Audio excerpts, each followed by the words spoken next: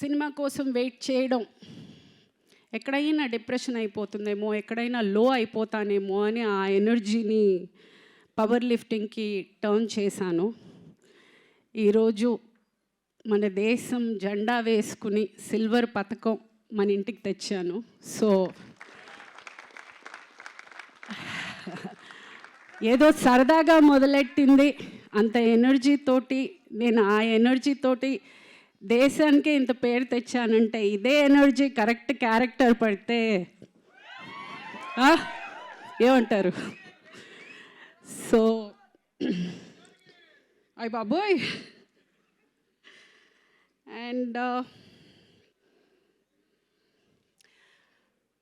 ప్రగతి మహావాదిగా అక్కడ నేను రిప్రజెంట్ చేసిన, నేను నా సినిమా ఫ్యామిలీని రిప్రజెంట్ చేశానని అనుకుంటాను.